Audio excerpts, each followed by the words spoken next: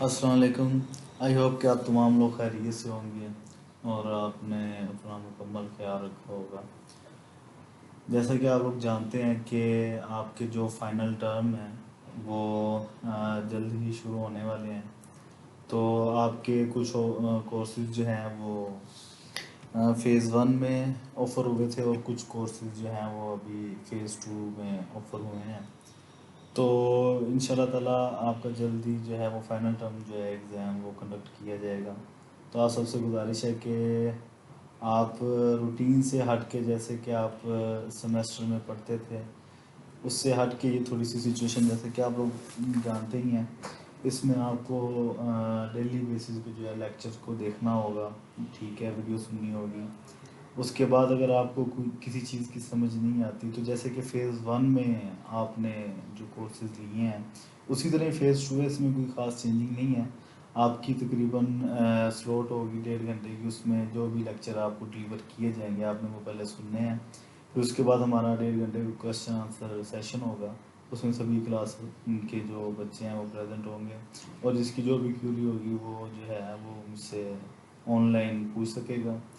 तो आपसे ये गुजारिश है कि जो हमारा क्वेश्चन आंसर सेशन है उसको, उसमें आने से पहले आपने लेक्चर्स को अच्छे तरीके से सुनना है, ठीक है। स्लाइड में आपको दूंगा साथ, आपने अच्छे तरीके से उन स्लाइड्स को गो थ्रू करना है, ठीक है। और साथ में साइड बाय साइड आपने अपनी रिसर्च भी करनी है, आपने खुद से भी जो है ढूंढने की कोशिश करनी है। तो फिर जब आप अच्छे तरीके से रिसर्च कर लेंगे खुद भी, तो फिर जब हमारा क्वेश्चन आंसर सेशन होगा तो उसमें आप जो है मुझसे क्वेश्चनिंग करेंगे, तो मैं कोशिश करूँगा कि आपके सवालात का जो जवाब दे सकूँ। तो आपको जैसे पता है कि अभी जो इस सेमेस्टर में हमने कोर्स स्टार्ट किया आपका, ये एडवांस्ड सर्विंग है, जो कि आपका प्लेन सर्विंग का ही आगे जो है ना एडवांस है, प्लेन सर्विंग की ही आगे जो है वो एडवांस्ड फॉर्म है। तो कुछ हमने टॉपिक्स जो हैं वो फर्स्ट सेशन में कवर कर लिए थे और अभी जो रिमेनिंग टॉपिक्स हैं वो अभी हम कवर करने जा रहे हैं। तो रिमेनिंग टॉपिक जो आज हम स्टार्ट करेंगे आज वो है कर्व्स। कर्व्स के बारे में आपको सम हो कुछ ना कुछ आइडिया ज़रूर होगा।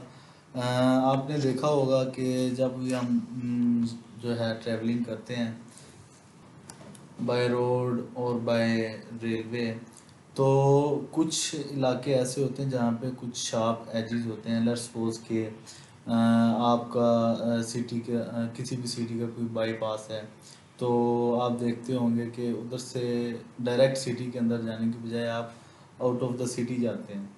तो वो उधर से कुछ एजेस होते हैं जो कि टर्न्स आप जिसको कह सकते हैं टर्न है, तो वो उन एजेस को शार्प टर्न्स के ज़रिए कवर कर, sharp turns in a sense कि जब आप सिटी के एक हिस्से से दूसरे हिस्से की तरफ जाना चाह रहे हैं तो उसके दो ही रास्ते हैं। या तो आप क्या करेंगे, फ्लाईओवर के ज़रिए जो कि सिटी के ऊपर से निकलेगा, आपको एक साइड से दूसरी तरफ लेके जाएगा, या फिर आप क्या करेंगे कि आप अंडरग्राउंड जाएंगे, ठीक हो गया।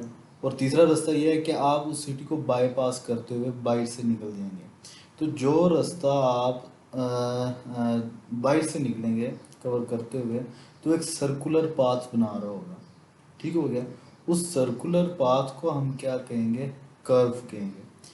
तो इसमें क्या हुआ कि हम एक साइड से दूसरी साइड पे जो है वो कम्युनिकेट कर रहे हैं बाय रोड कर रहे हैं, ट्रैवल कर रहे हैं बाय ट्रांसपोर्टेशन। तो क्या कर रहे हैं, हम एक हिस्से से दूसरी तरफ जा रहे हैं और जो रास्ता हमने अपनाया है वो क्या होगा, हमारा कर्व कर्वेचर होगा, कर्व पाथ होगा, ठीक हो गया। तो जब हम इसकी डेफिनेशन की तरफ जाते हैं तो वो कुछ इस तरह से, curves are usually employed in lines of communication in order that the change in direction at the intersection of the straight line shall be gradual। Means कि कोई सी दो लाइंस जो हैं, लेट्स सपोज कि वो एक दूसरे को इंटरसेक्ट कर रही हैं, ठीक हो गया। तो वो जो उसका इंटरसेक्शन पॉइंट होगा, उस इंटरसेक्शन पॉइंट को आपने क्या करना है, स्मूथ पाथ प्रोवाइड करना है, ताकि जब व्हीकल एक साइड से दूसरी साइड पे जाना चाह रही हो तो जो उसका पॉइंट ऑफ इंटरसेक्शन है, जो कि बहुत ही हैवी शार्प टर्न होगा उधर, उसको आपने रिमूव करना है और एक आपने अल्टरनेट पाथ प्रोवाइड करना है, ठीक है, for the smooth running of vehicle, के आप आसानी से एक साइड से दूसरी तरफ चले जाएं। तो curves are usually provide in lines of communication. Lines of communication means कि एक साइड से आप दूसरी साइड पे जा रहे हैं, जो आपकी एक लाइन ऑफ कम्युनिकेशन है, आपका स्ट्रेट रोड है, फिर दूसरा एक स्ट्रेट रोड है, जब वो एक दूसरे से इंटरसेक्ट करेंगे तो एक शार्प एज बनाएंगे, ठीक हो गया। तो शार्प एज जब वो बना रही होंगी तो डायरेक्शन चेंज हो रही होगी, ये मैं आपको दिखाता हूँ अगले पेज पे। लेट्स सपोज कि ये आपकी लाइन ए बी है, ठीक हो गया, ये आपकी लाइन ऑफ कम्युनिकेशन लाइन 1 है और दूसरी आपकी जो है वो बी सी लाइन 2 है, ठीक हो गया। तो जब आप ए बी से बी सी की तरफ टर्न करेंगे, ठीक हो गया, तो उधर आपको क्या है, आपको स्मूथ रनिंग के लिए एक रास्ता चाहिए होगा। आपको जैसे कि नज़र आ रहा होगा स्लाइड में, जो बी पॉइंट है, ठीक है, ये इसका इंटरसेक्शन पॉइंट है लाइन ए बी और लाइन बी सी का। तो इस इंटरसेक्शन पॉइंट पे जाने की बजाय कि जो व्हीकल है वो ए से बी की तरफ मूव करे और फिर उधर से शार्प टर्न लेके बी से सी की तरफ जाए, तो हम क्या करेंगे, लाइन ए बी और बी सी को आपस में मिलाएंगे थ्रू कर्व, ठीक है, बजाय इसके कि हम ए से बी की तरफ मूव करें और बी से सी जाएं, हम डायरेक्ट मूव करेंगे ए से सी की तरफ बाय कर्व। अच्छा, तो the lines connected by the curves are tangent to it and are called tangent or straight. The lines connected by the curves, अब वो जो लाइंस हैं जो कि कर्व्स के ज़रिए कनेक्टेड, बेसिकली तो कर्व है जो उन दो लाइंस के दरमियान, उन दो लाइंस को हमने जो कनेक्ट किया है वो बाय कर्व किया है। तो वो अब कहना ये चाह रहा है कि जो वो दो लाइंस हैं जो कि कर्व के ऊपर लगी हैं वो बेसिकली क्या होंगी, वो उस कर्व के ऊपर क्या होंगी, टेंजेंट होंगी, ठीक हो गया। तो हम उन्हें क्या कहेंगे, उन दो स्ट्रेट लाइंस को जो कि हमने ऊपर पढ़ा है, ये जो हमारी लाइंस ऑफ कम्युनिकेशन है, ठीक है, उन लाइंस ऑफ जो वो लाइन ऑफ कम्युनिकेशन होंगी वो कर्व के ऊपर क्या होंगी, टेंजेंट होंगी, और हम उन्हें क्या कहेंगे, टेंजेंट और स्ट्रेट।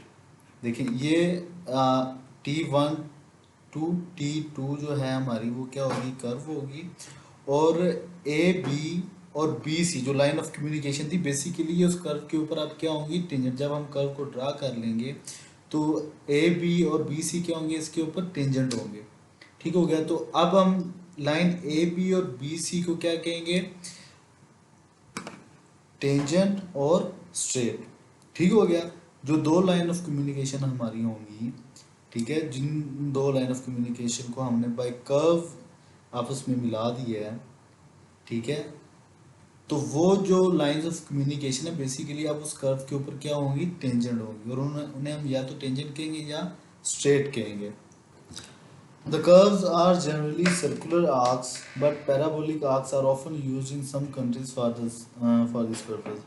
तो अमूमन जो कर्व हैं जिनका जो शार्प एज नहीं होगा, कर्व का जो शार्प ज़्यादा कर्व नहीं होगी, वो हमारी सर्कुलर आर्क होगी, और जिसमें थोड़ा सा जो हमारी कर्वेचर है जो थोड़ी सी शार्प होगी उसको हम पैराबोलिक कह लेंगे, हमारी जो कर्व है।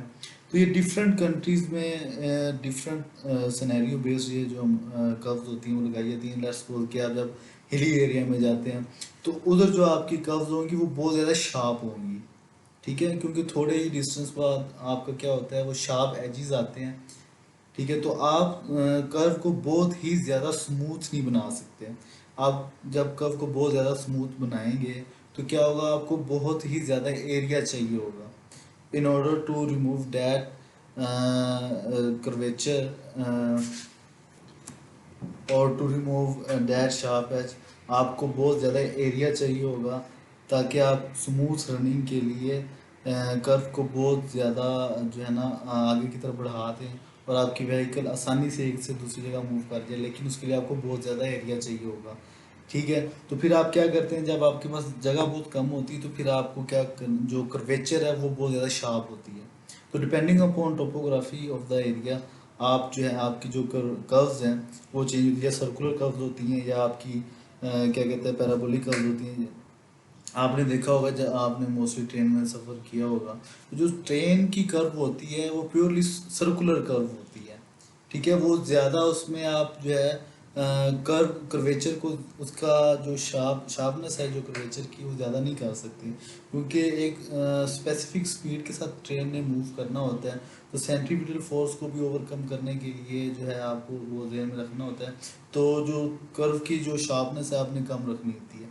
तो वो जो आपकी ट्रेन की जो पटरी की होती है आपकी कर्व वो ज़्यादा शार्प नहीं होती, लेकिन रोड्स पे आपने देखा होगा बहुत ज़्यादा शार्प कर्व भी होती हैं आपकी। अच्छा, तो most types of transportation routes such as highway, rail roads and pipelines are connected by curves in both horizontal and vertical plane. तो आपने जैसे कि मैंने पहले एक्सप्लेन कर दिया है कि जो लाइंस ऑफ कम्युनिकेशन है आपकी वो हाईवेज हैं, रेल रोड्स हैं, या आपने कोई पाइपलाइन बिछानी है तो वो जो उनके शार्प एजेस होंगे उनको आपने आपस में मिलाना है for the smooth running of vehicle. तो आप कर्व के ज़रिए मिलाएंगे आगे in both horizontal and vertical plane. एक तो हॉरिजॉन्टल प्लेन है, आपने देखा होगा कि आप एक साइड से दूसरी तरफ मूव कर रहे हैं, और दूसरा ये है वर्टिकल प्लेन जो कि आप मोस्टली एक्सपीरियंस करते हैं हिली एरिया में। आप अचानक से ऊपर की तरफ मूव करना शुरू कर देते हैं, फिर ढलवान आ जाती है। ठीक है, तो वो भी आपने अगर गौर किया हो तो वो भी एक कर्व की शेप बना रही होती है। ठीक हो गया।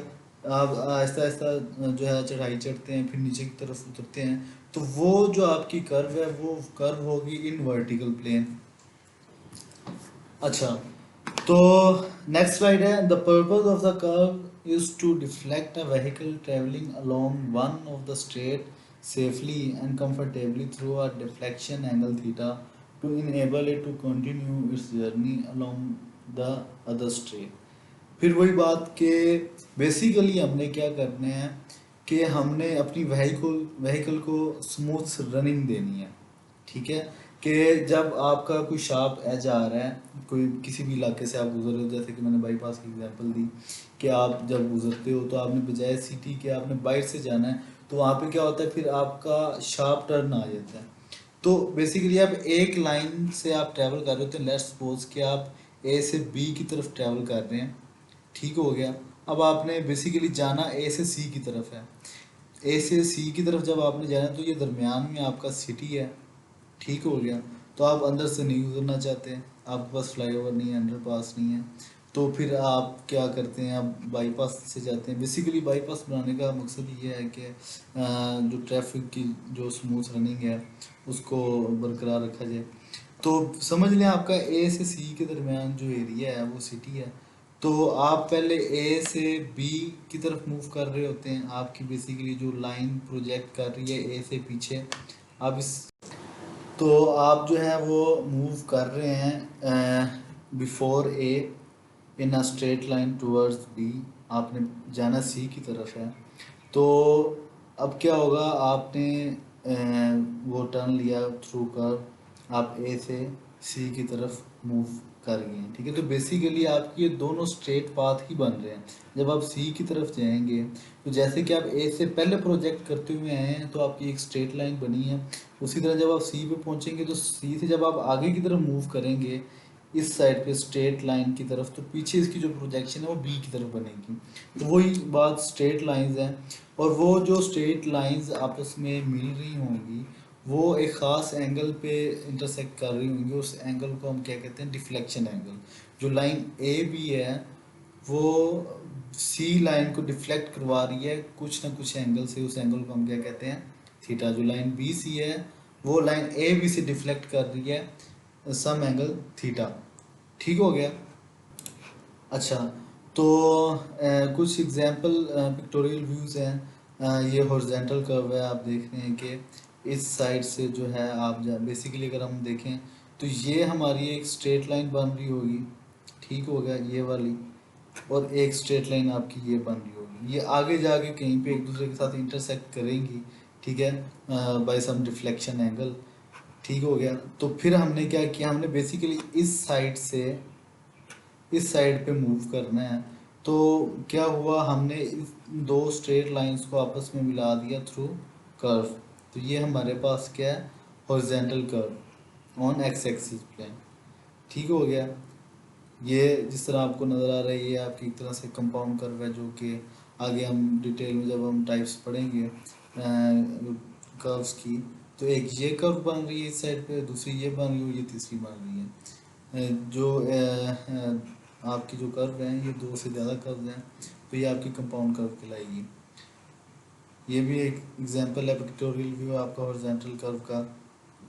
फिर जब हम उसका व्यू लेते हैं इन ड्राइंग फॉर्म, तो प्लेन व्यू आपका हॉरिजॉन्टल अलाइनमेंट में आ जाएगा। ठीक हो गया। तो जब हम वर्टिकल अलाइनमेंट देखेंगे, वर्टिकल कर्व देखेंगे, तो उसका हम वाई एक्सिस के लॉन्ग देखेंगे कि कितना वाई एक्सिस के लॉन्ग वो ऊपर जा रही है और कितना वो नीचे आ रही है। तो ये जो है इसका प्रोफाइल व्यू है for vertical alignment, vertical curve के लिए, और ये for horizontal curve horizontal alignment है, जो कि हम बाय प्लेन व्यू देखते हैं। अच्छा, तो आगे जो हमारे पास है वो क्लासिफिकेशन ऑफ कर्व्स। कर्व्स को हम बेसिकली, जैसे कि मैंने आपको पहले बताया है कि हॉरिजॉन्टल कर्व और वर्टिकल कर्व, मैंने आपको एक का प्लेन व्यू और दूसरे का जो है वो वर्टिकल अलाइनमेंट दिखाई है। बेसिकली कर्व्स को हम दो बेसिक जो आपकी क्लासिफिकेशन उसमें डिवाइड कर सकते हैं। एक क्या है, हॉरिजॉन्टल कर्व। अब जो हॉरिजॉन्टल कर्व्स हैं उनको हम आगे क्या करेंगे, सब डिवाइड करेंगे, जो कि मज़ीद हो रही है सिंपल कर्व्स में, कंपाउंड कर्व्स में और ट्रांजिशन कर्व में। अब ये जो सिंपल कर्व, कंपाउंड कर्व और ट्रांजिशन कर्व्स हैं, इन तीनों को हम मिला के क्या कहेंगे, सर्कुलर कर्व्स। ठीक है, ये जैसे कि आगे मेंशन है, सिंपल कर्व, कंपाउंड कर्व और ट्रांजिशन कर्व्स, ये तीनों जो हैं आपकी क्या कहलाएंगी, सर्कुलर कर्व्स। और अगली जो आपकी एक सब क्लासिफिकेशन है वो है रिवर्स कर्व की, जिसको आप क्या कहेंगे, स्पाइरल कर्व और नॉन सर्कुलर कर्व। इन सब को वन बाय वन मैं आगे चल के एक्सप्लेन करूँगा कि ये सब विद पिक्टोरियल व्यू कि ये क्या हैं और इनका आगे यूजेस जो है वो क्या है। अच्छा, तो जो आगे अब हमारे पास इनकी डेफिनेशन आ गई हैं। जो हमारी सिंपल कर्व है वह consist of a single arc connecting two straight. ठीक हो गया। जो आपकी सिंपल कर्व होती है उसकी आर्क जो होगी सिंपल कर्व की, वो सिंगल आर्क होगी, सिंगल कर्व बन रही होगी, और उसमें दो स्ट्रेट लाइंस जो हैं, दो टेंजेंट जो हैं वो इन्वॉल्व होंगे। Simple curve consist of single arc connecting two states, ये हमारे पास क्या होगी, सिंपल कर्व्स। अच्छा, अब जो अगली हमारे पास क्लासिफिकेशन है वो है कंपाउंड कर्व्स की। Compound curves consist of two arcs of different radii. यहाँ पे आपने ध्यान में रखना है, जो कंपाउंड आर्क होगी वो क्या होगा, consist of two arcs of different radius, दो उसकी कर्व्स होंगी, दो आर्क्स होंगी। ठीक है, और दोनों का जो रेडियस है वो डिफरेंट होगा। अच्छा, आगे है बेंडिंग इन सेम डायरेक्शन।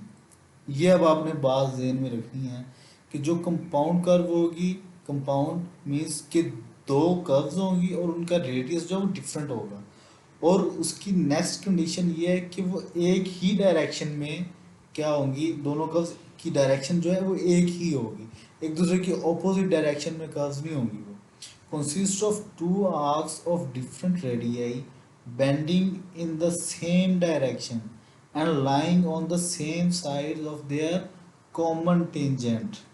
ठीक है। अच्छा, अगली जो कंडीशन आपने देखी है वो क्या है, lying on same direction, line on the same sides of their common tangents. अब कॉमन टेंजेंट क्या, अब ये देखें, ये जो हमारे पास है, ये कर्सर को देखें, सिंपल कर्व की एग्जांपल है। ठीक हो गया। अब जो अगली एग्जांपल है वो हमारे पास क्या है, कंपाउंड कर्व की। अब देखें, अब इसमें क्या कंसिस्ट ऑफ टू आर्क्स। ठीक हो गया।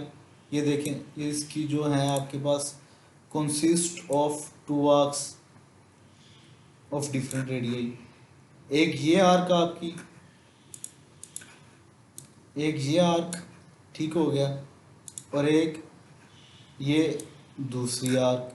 अब ये इसका पहली आर्क का जो रेडियस है वो देखें, इसका ये वाला रेडियस है, ठीक है, और जो दूसरी आर्क है उसका रेडियस ये है। तो अब आप ये देखें कि इसकी जो कंडीशन है consist of two arcs of different radii. पहली कंडीशन इसकी फुल जो है आपकी फुल हो गई है, ठीक हो गया। अब दूसरी इसकी कंडीशन है बेंडिंग इन सेम डायरेक्शन। तो देख लें जिस डायरेक्शन में ये फर्स्ट आपकी कर्व जो है वो बेंड कर रही है, उसी डायरेक्शन में दूसरी जो है वो कर्व जो बेंड कर रही है ऑफ डिफरेंट रेडियाई की, ठीक हो गया। यहाँ तक आपको समझ आएगी। एंड लाइंग ऑन द, अगली कंडीशन है and lying on the same sides of their common tangent. Basically जो आपकी ये तीसरी कंडीशन है ये दूसरी कंडीशन के साथ ओवरलैप कर रही है। Bending in the same direction, ठीक है, वही डायरेक्शन जो पहली डायरेक्शन पहली कर्व की डायरेक्शन है। और जो थर्ड कंडीशन है बेसिकली वो दूसरी की ही एक्सटेंशन है, lying on the same sides of their common tangent. अच्छा, अब इसका जो कॉमन टेंजेंट है वो किस तरह बनेगा वो मैं आपको बताता हूँ अभी। अब ये देखें, ये आपकी कर्व वन है, ये वाली, ये मैं इसका टेंजेंट ड्रा करने लगा हूँ। ये कर्व वन का टेंजेंट है T1, और ये इसका दूसरा टेंजेंट है, ठीक हो गया।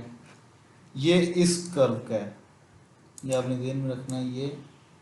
ये एक सेकेंड रुकिए, ये जो आपका है वो ये आपकी कर्व वन है, ठीक हो गया। ये इसका दोनों टेंजेंट है। अब ये जो आपके पास है ये जो छोटी ये दूसरी कर्व है डिफरेंट रेडियाई की, तो इसका जो टेंजेंट है वो कुछ इस तरीके से बन रहा होगा, ठीक हो गया। अब आप देखें कर्व वन पे, कर्व वन पे आपका ये वाला टेंजेंट बन रहा है और ये वाला बन रहा है, और कर्व टू पे आपका ये वाला टेंजेंट और ये वाला। तो ये जो आपको दूसरा टेंजेंट नज़र आ रहा है ये बेसिकली कॉमन टेंजेंट आ रहा है। ये जो आपका दूसरा टेंजेंट है दोनों कर्व के लिए कॉमन है, और जो है वो ये दोनों जो कर्व्स हैं इस कॉमन टेंजेंट की एक ही साइड पे हैं। ये आप कंडीशन जब पढ़ेंगे, and lying on the same sides of their common tangent, ये इसका कॉमन टेंजेंट है और दोनों जो कर्व्स हैं उसकी एक ही साइड पे है। दोनों कर्व्स की जो साइड्स हैं इधर वो लाई करेंगे वो सेम साइड है, ठीक हो गया। तो कंपाउंड कर्व की जो पहली कंडीशन है वो ये है कि कंसिस्ट ऑफ टू आर्क्स, ठीक है, ये मैंने आपको दिखा दिया। ये इसकी फर्स्ट आर्क है, ये सेकंड आर्क है, ऑफ डिफरेंट रेडियाई, ये मैंने आपको बता दिया था अच्छे तरीके से कि ये इसका फर्स्ट आर्क का रेडियस है, ठीक हो गया, और ये दूसरी आर्क का रेडियस है जो कि डिफरेंट है। Bending in the same direction, same direction में ही बेंड कर रही हैं, ठीक हो गया। And lying on the same side of their common tangent, तो ये जो इसका कॉमन टेंजेंट था ये वाला, ठीक है, ये दोनों कर्व्स जो हैं उसकी सेम साइड पर ही क्या कर रही हैं, लाई कर रही हैं। तो सिंपल कर्व और कंपाउंड कर्व आपने देख लिया कि बेसिकली एक ही तरह की हैं। अच्छा, तो जो नेक्स्ट एग्जांपल जो हमारी टाइप है वो है रिवर्स कर्व की। Reverse curve consist of two arcs of equal or unequal radius. अच्छा, अब जो इधर से आप देखें ये कंपाउंड कर्व और जो रिवर्स कर्व है ये थोड़ी सी इंटरमिक्स हो रही है, दोनों में जो है वो दो कर्व्स इन्वॉल्व हो रही हैं। लेकिन जो रिवर्स कर्व है इसका जो मेन फ़र्क वो ये है कि जो कर्व्स का जो रेडियस होगा वो इक्वल भी हो सकता है और अनइक्वल भी हो सकता है। पहली कंडीशन तो ये होगी रिवर्स कर्व के लिए, इक्वल भी हो सकता है और अनइक्वल भी हो सकता है उसका जो रेडियस है। अच्छा, अब जो नेक्स्ट कंडीशन है जो कि मस्ट है बेंडिंग इन ऑपोजिट डायरेक्शन, जो उसकी बेंडिंग होगी दूसरी कर्व की वो हमेशा फर्स्ट कर्व के ऑपोजिट होगी, ठीक है। जो हमारी पहले कंपाउंड कर्व थी जो हमने पढ़ा था two arcs of different radius bending in same direction.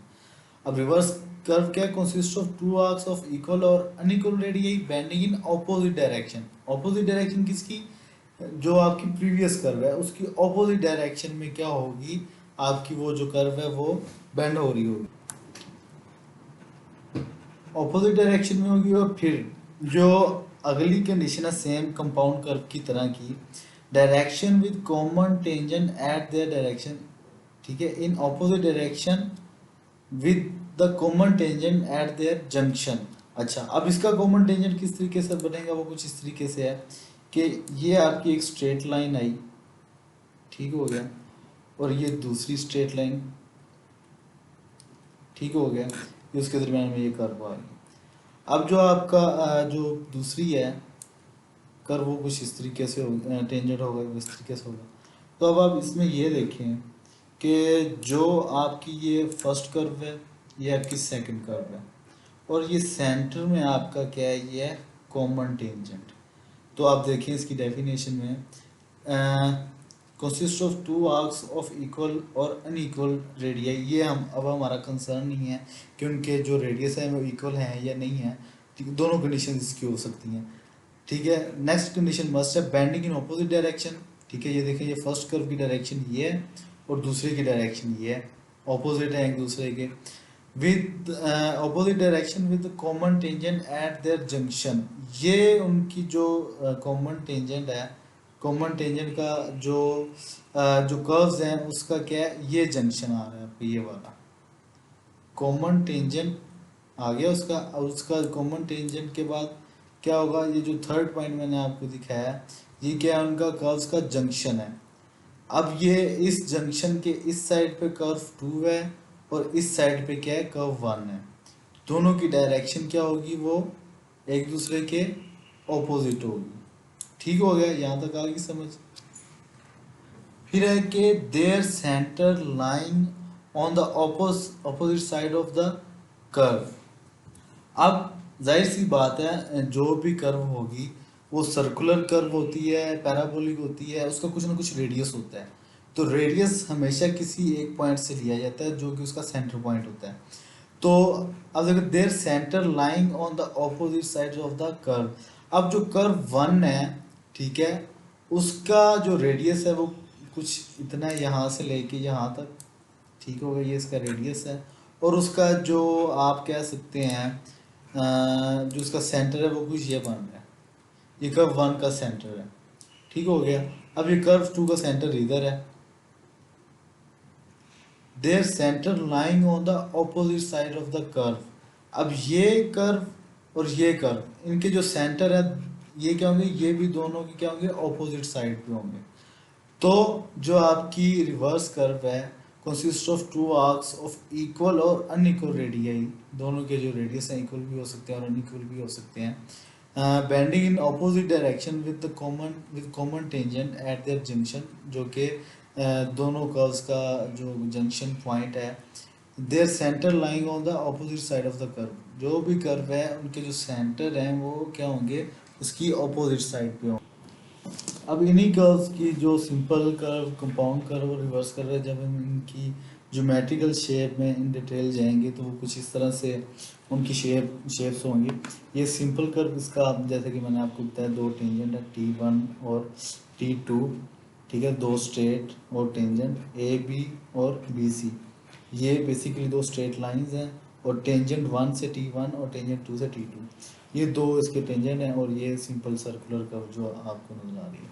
अच्छा, इसके बाद जो है वो आपकी कंपाउंड कर्व, ये AT1, ठीक हो गया, AT1 ये एक स्ट्रेट है, और जो है NT2 ये दूसरी स्ट्रेट लाइन है, ठीक हो गया, ये इसके दो टेंजेंट हैं।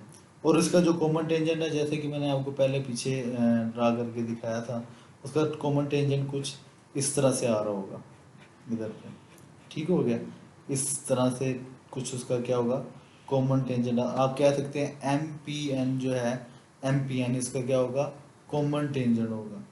AM जो है ये स्ट्रेट 1 है, ठीक हो गया, और NC जो है इसका स्ट्रेट 2 टेंजेंट 2 है, और MPN जो है इसका क्या होगा, कॉमन टेंजेंट होगा, ठीक हो गया। अब कंपाउंड कर्व की जो कंडीशन थी कि दो आपकी आर्क्स होंगी डिफरेंट रेडियाई की, तो ये आप देखें, जो RS है, ठीक है, वो आपका इसका जो रेडियस है, और RL जो है उसकी वो उसका दूसरा रेडियस है। तो कंपाउंड कर्व की कंडीशन जो है वो पहली फुलफिल होगी आपकी कि वो डिफरेंट रेडियाई हैं, और उनका जो सेंटर है दोनों कर्व का एक ही साइड पे है।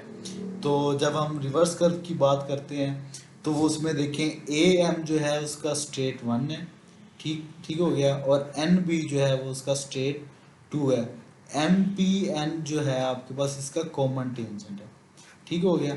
अब इस कॉमन टेंजेंट के ही जो दोनों तरफ आपकी कर्व है, इस साइड पे ये कर्व है आपकी, ये आपका जो कॉमन टेंजेंट है उसकी इस साइड पे ये कर्व, और इसी टेंजेंट के दूसरी साइड पे ये आपकी दूसरी कर्व होगी, और उनके जो सेंटर हैं वो दोनों क्या हैं, कर्व्स के ऑपोजिट साइड पे। इस कर्व का सेंटर इधर और इस कर्व का सेंटर, सॉरी, इस कर्व का सेंटर इस साइड पे हो गया O1, ठीक हो गया, और इस कर्व का सेंटर जो आपका O2 होगा, जो कि दोनों सेंटर आप देख सकते हैं O1 से O2 एक स्ट्रेट लाइन जा रही है, जो दोनों जो है सेंटर क्या हैं, एक दूसरे के ऑपोजिट हैं, ठीक हो गया। आगे हम ये देखेंगे कि जो कर्व है बेसिकली, ठीक है, उसका नोमेनक्लेचर के बेसिक पार्ट होते हैं कर्व्स के, वो कौन कौन से होते हैं, उनको हम किन नामों से जानेंगे, ठीक है। जब हमने इन डिटेल आगे पढ़ना है तो हम देखेंगे कर्व्स के डिफरेंट पार्ट्स को हम क्या कहते हैं, ठीक हो गया। तो ये हमारे पास अगली स्लाइड है, नोमेनक्लेचर ऑफ सिंपल कर्व्स। जो हमारे पास सिंपल सर्कुलर कर्व होगी उसका नोमेनक्लेचर, उसके डिफरेंट पार्ट्स को हम क्या कहेंगे, ठीक हो गया। तो हमारे पास जो नंबर 1 नोमेनक्लेचर है वो टेंजेंट और स्ट्रेट्स, जैसे कि मैंने आपको पहले एक्सप्लेन कर दिया है कि टेंजेंट और स्ट्रेट के हैं, बेसिकली दो लाइंस ऑफ कम्युनिकेशन है, ठीक है, जिसके अलोंग आपकी जो व्हीकल ने है वो मूव करना होता है। तो straight line A B and B C which are connected by the curves are called tangent or straight to the curve. The straight line A B and B C which are connected by the curve, basically जो हमारी curve है वो है connected by the straight. इधर जो आपको वो बात जो कि बिल्कुल ही किताबी बात की है, the straight line A B and B C which are connected by the curve. Basically जब हम कर्व को देखते हैं, अगर हम कर्व को पहले देखते हैं तो ये जो कर्व है ये दो लाइनों से मिलके बनी है, बेसिकली ये दो लाइंस हैं ए बी और बी सी। लेकिन जब हम एक्चुअल देख रहे होते हैं कि हमने मूव करना है ए से सी, ठीक हो गया, तो हमारा जो एक्चुअल पाथ बन रहा है वो ए से बी बन रहा है और फिर बी से सी बन रहा है। तो हमने स्मूथ रनिंग के लिए क्या किया, कर्व इंट्रोड्यूस करवा दिया। तो कर्व बेसिकली कनेक्ट हो रही है ए बी और बी सी से। जब हम इसका नोमेनक्लेचर देखेंगे, ज्योमेट्रिकल शेप देखेंगे, तो इन ज्योमेट्रिकल शेप जो है वो आपकी जो दो स्ट्रेट हैं वो कनेक्ट हो रहे होंगे बाय कर्व। कोई भी कर्व है या कोई भी सर्कल है, उसके एक पॉइंट से जो लाइन गुजरेगी उसको टच करती हुई उसका स्ट्रेट होगा, ठीक है। तो वही आपकी जो कर्व के लिए कंडीशन सेटिस्फाइड करती है। अच्छा, the straight line A B and B C which are connected by the curves are called the tangent or straight to the curve. Tangent या स्ट्रेट कहेंगे आपको, टेंजेंट और टेंजेंट का तो आपको बहुत अच्छी तरीके से पता है, या आप उसको टेंजेंट कह लें या उसको स्ट्रेट का कह लें, बात जो है वो एक ही है। तो ये जो फर्स्ट आपका नोमेनक्लेचर है वो है टेंजेंट और स्ट्रेट का, ठीक हो गया, कि कोई भी लाइंस जो हैं वो एक पॉइंट से गुजरेगी, टच करती है, तो उसका क्या होगा, स्ट्रेट। नेक्स्ट जो आपका नोमेनक्लेचर है वो है पॉइंट ऑफ इंटरसेक्शन। जैसे कि नाम से ही आपको आइडिया हो रहा है कि जिधर दो लाइंस एक दूसरे से आके मिल रही हैं वो आपका क्या होगा, point of intersection. The point the point B at which the two tangents AB, ये फर्स्ट टेंजेंट आपका AB and BC intersect, AB और BC जिस पॉइंट पे इंटरसेक्ट कर रहे हैं, ये वाला पॉइंट आपका, ये वाला पॉइंट आपका क्या कहलाएगा, पॉइंट ऑफ इंटरसेक्शन, ठीक हो गया, पॉइंट ऑफ इंटरसेक्शन। और या फिर आप इसको क्या कहेंगे, वर्टेक्स पॉइंट, ठीक है। वर्टेक्स जो आपका मैक्सिमम पॉइंट है आपका लाइन ए, जब आप उसकी ज्योमेट्री ड्रा करेंगे तो जो टॉप पर आपका पॉइंट आ रहा होगा, मेन पॉइंट, वो आपका होगा पॉइंट ऑफ इंटरसेक्शन, जिधर दो स्ट्रेट आपस में क्या कर रहे होंगे, इंटरसेक्ट कर रहे होंगे, ठीक हो गया। ए बी और बी सी टू स्ट्रेट्स और इंटरसेक्ट कर रहे हैं जिस पॉइंट पे, जिधर मिल रहे हैं, आपका क्या होगा, इंटरसेक्शन पॉइंट और वर्टेक्स पॉइंट, ठीक हो गया। अच्छा, अब जो आपका अगला नोमेनक्लेचर है वो है back tangent. The tangent line A B ये आपकी टेंजेंट लाइन जो है, ए बी टेंजेंट लाइन जो है, tangent line A B is called first tangent. ठीक हो गया, ये आपकी फर्स्ट टेंजेंट है।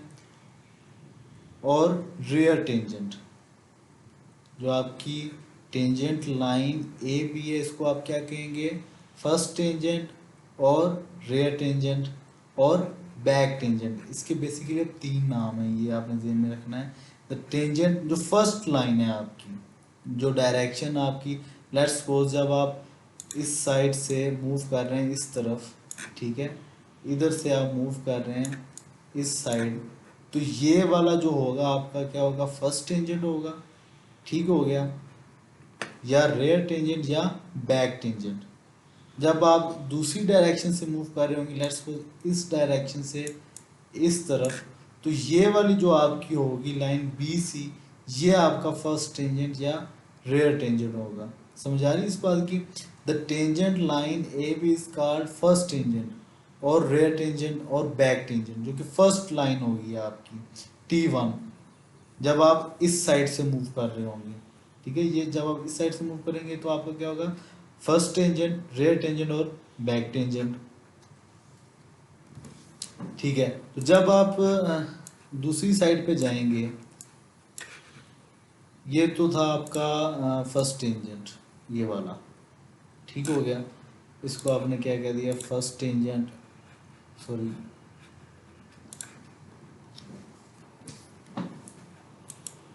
ये आपका फर्स्ट टेंजेंट। ठीक हो गया, फर्स्ट टेंजेंट, रेयर टेंजेंट और बैक टेंजेंट। तो जो दूसरा होगा आपका, वो कुछ इस तरह से है, जो आप देख रहे हैं। इसको आप क्या कहेंगे, the tangent line B C is called second tangent और फॉरवर्ड टेंजेंट।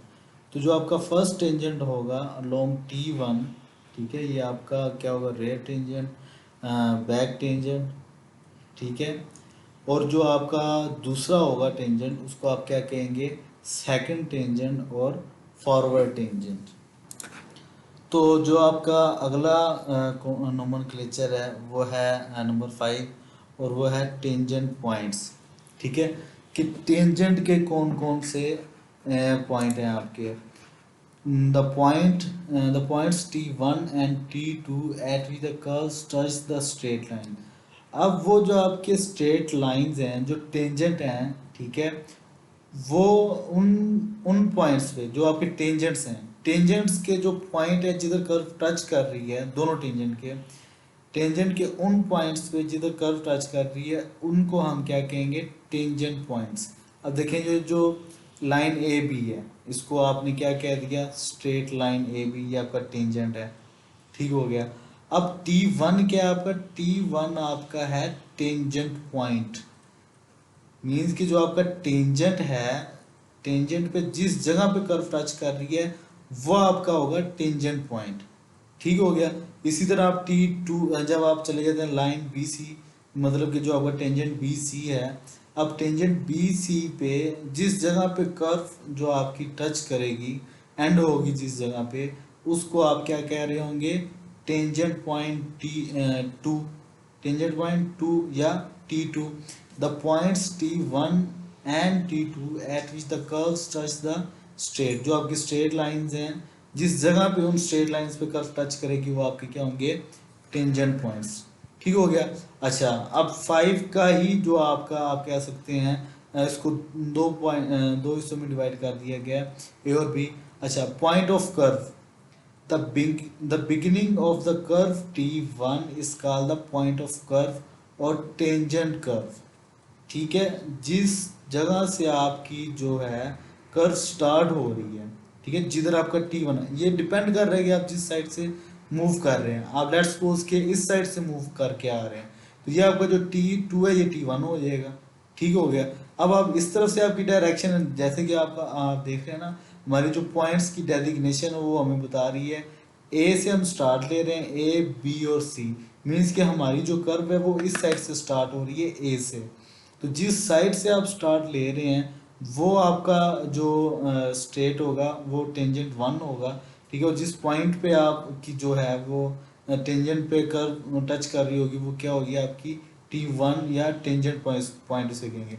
अब पॉइंट ऑफ कर्व उसको कहते हैं जिस जगह से आपकी कर्व स्टार्ट हो रही है, और बेसिकली आपकी जो कर्व स्टार्ट हो रही है वो T1 से ही हो रही है। ये अब टेंजेंट पॉइंट्स या पॉइंट ऑफ कर्व एक ही बात है दोनों की, ठीक है। पॉइंट ऑफ कर्व या टेंजेंट पॉइंट वन एक चीज है, पॉइंट ऑफ कर्व और टेंजेंट पॉइंट कर्व वन जो है आपकी पॉइंट ऑफ कर्व वो एक ही बात है। जब मैं आपको कहूँगा T1 इसका मतलब है पॉइंट ऑफ कर्व जिधर से आपकी कर्व स्टार्ट हो रही है। The beginning of the curve T1 is called the point of curve और टेंजेंट कर्व TC। ठीक हो गया। अब आए इसके बी पार्ट की तरफ, point of tangency. Point of tangency या CT जिसको आप कर्व टेंजेंट भी कह सकते हैं। The end of the curve is called point of tangency और कर्व टेंजेंट। बेसिकली जो आपका T2 है वो आपका क्या है, कर्व टेंजेंट है या पॉइंट ऑफ टेंजेंसी है। T2 ऐसा पॉइंट है दूसरे स्ट्रेट का जिस जगह पे कर्व उसको दोबारा टच कर रही है और एंड हो रही है उस जगह पे कर्व, ठीक है। बेसिकली आपका कर्व का जो एंडिंग पॉइंट है, ठीक है, वो T2 है, तो उसको आपने दूसरा नाम दे दिया कर्व टेंजेंट या पॉइंट ऑफ टेंजेंसी, ठीक है। तो टेंजेंट पॉइंट्स की आप कह सकते हैं एक्सटेंशन है आगे पॉइंट ऑफ कर्व या टेंजेंट कर्व, ठीक हो गया, या फिर पॉइंट ऑफ टेंजेंसी। आगे T2 की तरफ अब जब हम मूव करते हैं तो उसको हम क्या कह सकते हैं, पॉइंट ऑफ टेंजेंसी या कर्व टेंजेंट कह सकते हैं, ठीक हो गया। तो tangent points, point of curve या टेंजेंट कर्व, ठीक है, ये एक पॉइंट हो गया T1। और T2 की जब मैं बात करूंगा तो ये आपकी क्या हो जाएगी, पॉइंट ऑफ टेंजेंसी, ठीक है, या आपके कर्व टेंजेंट। ये समझ लें एक ही चीज है, ये 5 पॉइंट है, इसको आपने इंटरमिक्स नहीं करना। बेसिकली T1 और T2 की ही आगे एक्सटेंशन है आपकी, ठीक हो गया। अगला जो आपका है नोमेनक्लेचर वो है एंगल ऑफ इंटरसेक्शन, कि जो दो स्ट्रेट लाइंस हैं आपकी AB और लाइन BC जो है वो आपस में जो इंटरसेक्ट कर रही हैं वो किस एंगल पे इंटरसेक्ट कर रही हैं, ठीक हो गया। एक तो ये इसका डिफ्लेक्शन एंगल है, ये थीटा जो आपको नज़र आ रहा है, ठीक है, और जो आपका एंगल ऑफ इंटरसेक्शन है वो I से डिनोट हो रहा है, ठीक है। ये इसका इंटरसेक्शन एंगल है, ये जो सेंटर में है, और ये जो फाई या थीटा है ये आपका डिफ्लेक्शन एंगल है। डिफ्लेक्शन एंगल के आपका जो स्ट्रेट BC है वो किस एंगल से डिफ्लेक्ट हो रहा है, बेसिकली ये एक ही बात है। अब आप देखें जो आपके पास जो फाई है या थीटा है इसको आप 360 में से माइनस कर दें तो आपके पास एंगल ऑफ इंटरसेक्शन आ जाएगा। अगर आपके पास एंगल ऑफ इंटरसेक्शन दिया, सॉरी मैंने आपको 360 कह दिया, 180, ये अगर आपके पास फाई या थीटा दिया हो, ठीक हो गया। ये देखें ना AB जो आपकी है ये जो एक स्ट्रेट लाइन बना रही है और आपको पता है स्ट्रेट लाइन का जो एंगल होता है वो 180 होता है। तो अगर आपके पास फाई है, ठीक है, तो आप फाई को 180 में से माइनस करें तो आपके पास इंटरसेक्शन एंगल आ जाएगा। अगर आपके पास इंटरसेक्शन एंगल दिया हुआ है तो उसको 180 में से माइनस करें तो आपके पास क्या है, वो आपके पास डिफ्लेक्शन एंगल आ जाएगा। तो ये था हमारा डिफ्लेक्शन एंगल, ठीक हो गया, इंटरसेक्शन एंगल। अच्छा, अगले जब हम जाएंगे नोमेनक्लेचर पे तो वो हमारे पास है एंगल ऑफ डिफ्लेक्शन। जैसे कि मैंने पीछे एक्सप्लेन कर दिया है कि ये एंगल ऑफ डिफ्लेक्शन है हमारा, ठीक हो गया, और ये हमारा एंगल ऑफ इंटरसेक्शन है। दोनों इंटर रिलेट कर रहे हैं, एक दूसरे से कोरिलेट कर रहे हैं, ये एक ही चीज़ है आपके पास, ठीक हो गया। जब हम इसकी डेफिनेशन पे जाएंगे तो कुछ इस तरह, then the angle of deflection angle B'BC, angle B'BC जो है ये वाला, ये जो एंगल इसके अंदर बन रहा है B' और BC, तो क्या हमारे पास एंगल आ गया कौन सा, ये वाला एंगल आ गया आपके पास B',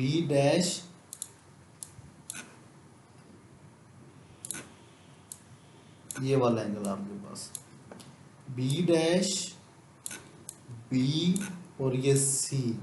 बेसिकली जो हमारे पास है वो क्या हो रहा है, इस ट्रायंगल की बात हो रही है, ये वाली ट्रायंगल जो आपके पास है, ठीक है, इसके दरमियान में जो आपका एंगल बन रहा है, ठीक हो गया, इसको वो जो है क्या कह रहे हैं, डिफ्लेक्शन एंगल, ठीक है, समझ आई इस चीज़ की।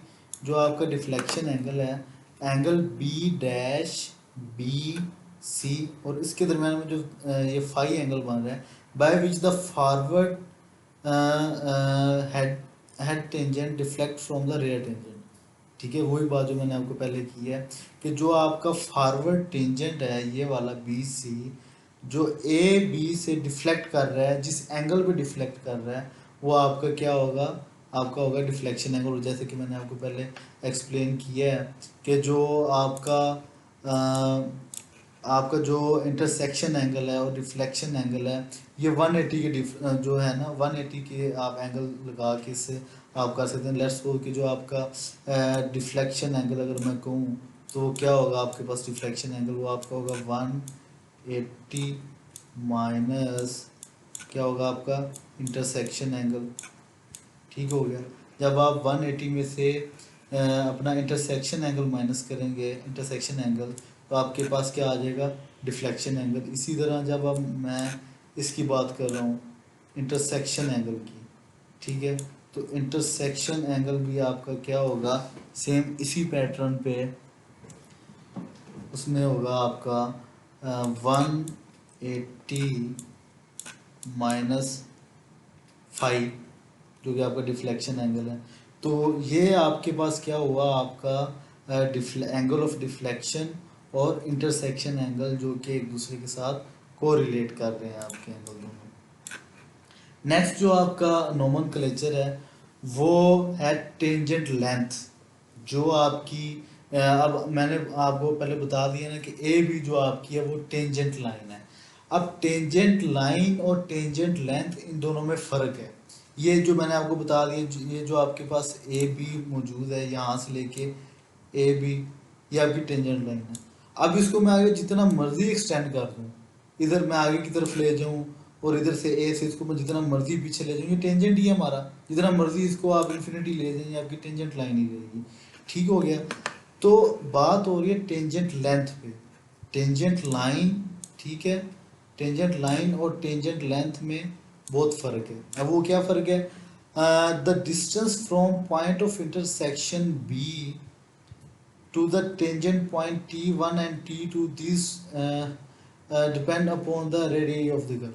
बेसिकली वो क्या कहना चाह रहा है कि जो आपका पॉइंट ऑफ इंटरसेक्शन बी है, ठीक है, पॉइंट ऑफ इंटरसेक्शन जो है आपका वो बी है, उस पॉइंट से लेके जो आपका T1 है, कहाँ से लेके, यहाँ से लेके पॉइंट ऑफ इंटरसेक्शन बी से लेके T1 तक जो आपकी होगी लेंथ, वो आपकी क्या होगी, टेंजेंट लेंथ 1 होगी।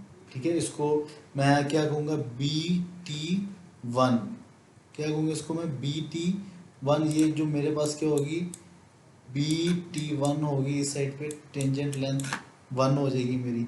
सिमिलरली ऑन सेम पैटर्न जब मैं दूसरी तरफ मूव करूँगा वो भी इसी तरह ही है। पॉइंट ऑफ इंटरसेक्शन बी से लेके T2 तक जो मेरी लेंथ होगी वो क्या होगी मेरे पास, टेंजेंट लेंथ 2।